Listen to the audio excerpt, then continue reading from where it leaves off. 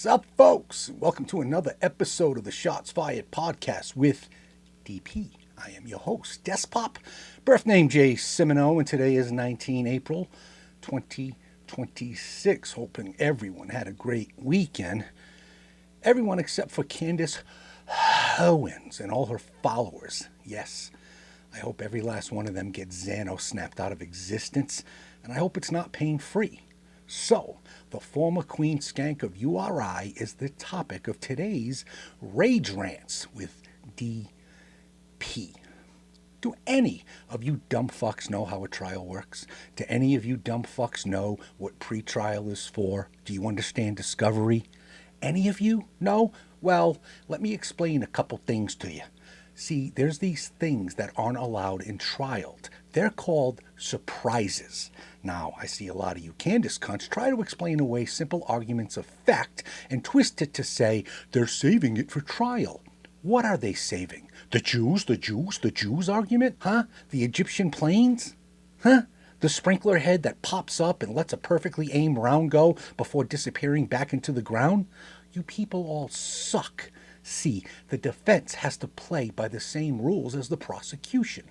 No surprises. Your entire argument, including evidence, tactics, witnesses, has to be disclosed in the pre-trial process.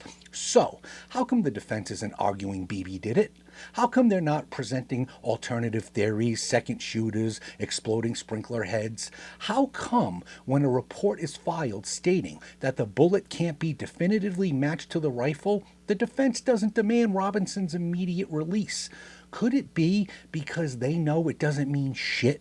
Could it be that they understand that bullets very often can't be traced back to the firing weapon because they're too damaged? The report isn't saying the bullet doesn't match. It's saying the bullet can't be matched, which means it can't be matched to any rifle in existence.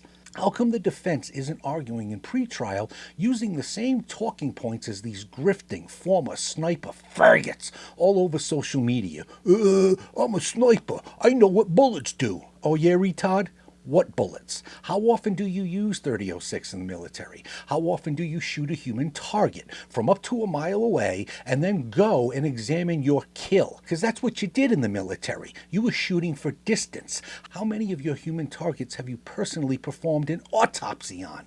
Yeah, that's what I thought. I don't know why you faggots laugh off the homicide detectives that consistently say, I've seen bullets do some weird shit. Like we're all making it up, but you motherfuckers picking off, in some occasions, innocent Hajis riding a bike from 700 yards away. Yeah, you're the expert. And no, blowing rounds through dead cuts of beef is not the same. There's a reason why a fresh meat kill needs to be chilled or dressed immediately, because meat goes to shit as soon as the blood flow stops. Do you understand what holds a human head onto a body?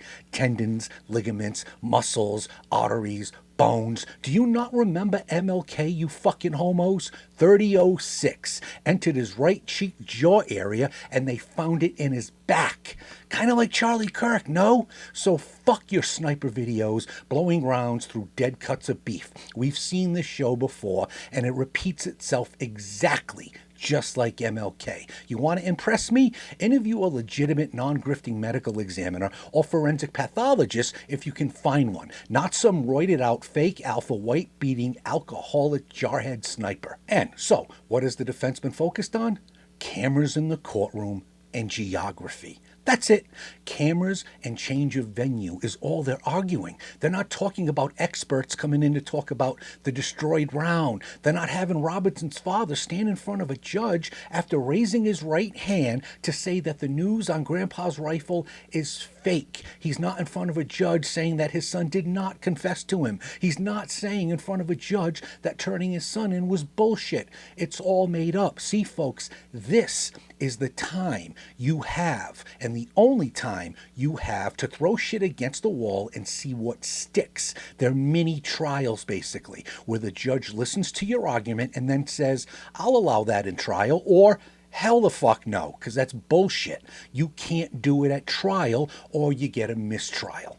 And the best argument from you dumb fucks I've seen is that his father wants his son in prison to protect him. You're the same dipshits that say Epstein got in prison, right? You're the same lunatics who claim the police are in on it and planned on killing Robinson that day, but somehow lost him and focused on an elderly pedo instead. So let me get this straight. Law enforcement is in on it, but the safest place for Robinson is in the custody of fucking law enforcement? Like Epstein was? Huh, Candace? Huh, Ryan Matter? Admit it, Candace, you were head over heels in love with Charlie, obsessed with him even. But he knew of your exploits. He knew you weren't a real Christian. He knew of the trains run on you at URI. That's right, bitch. I'm a native Rhode Islander. It's a small state. Word gets around you. Hooah. He knew you were a former race-baiting liberal who made it her mission to dox and harm conservatives until you realized, there are no black female voices on the conservative side. There's my grift. And you switch sides for a few prosperous years, only to prove now that you never really did switch. He chose Erica because you're a hoa, a low-life skank. Get the fuck over it. P.S. Your husband's a homo. End of rant. Okay. Enough negativity. I counter my demons with humor, sometimes sick humor, and I like to showcase those accounts that make me chuckle a little. So let's roll with the fuck.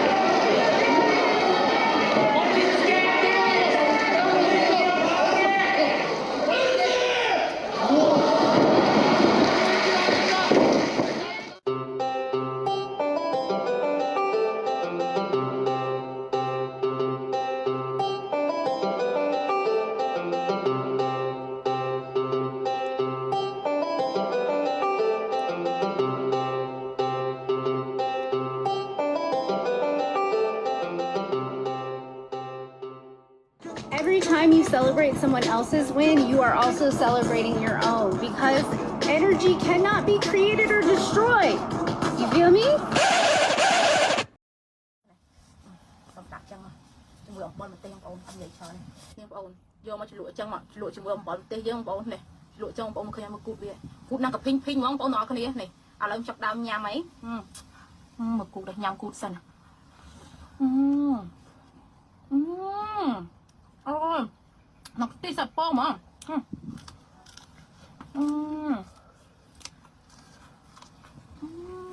How about some I wanna be a hoe, like Candace Hoe-wens?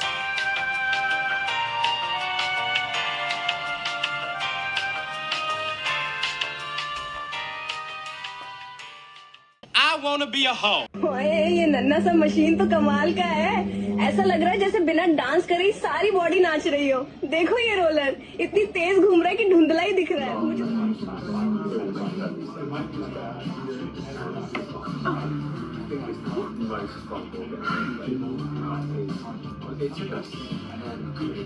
Is it Micah?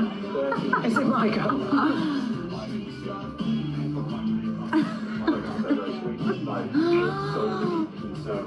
Be somebody.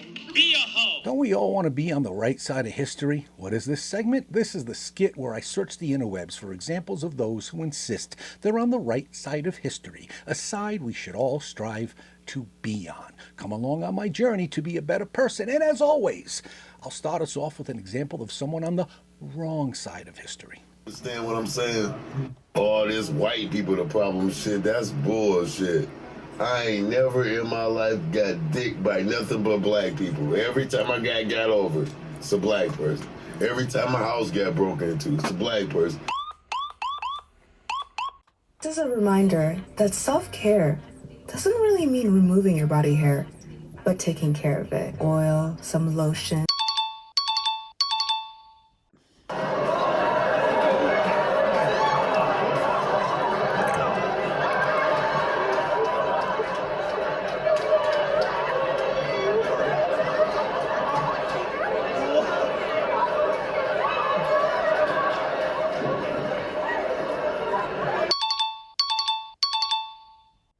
actually at a bar recently. I was talking to this guy and I'm like, I need to kill the vibe and ask you who you voted for. He proceeds to tell me he didn't vote at all. And I ended up just leaving the bar screaming at him, telling him he hates women.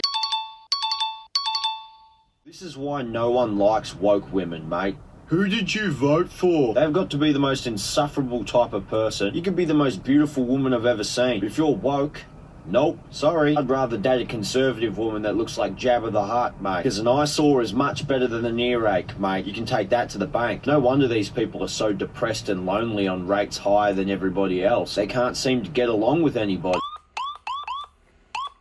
Now it's time for the final call. On this date, April 20th, back in 1995, Patrolman John Frank Norcross, Haddon Heights PD, New Jersey, and investigator John McLaughlin, the Camden County Prosecutor's Office, was shot and killed while trying to serve a search warrant on a suspect being investigated for child abuse.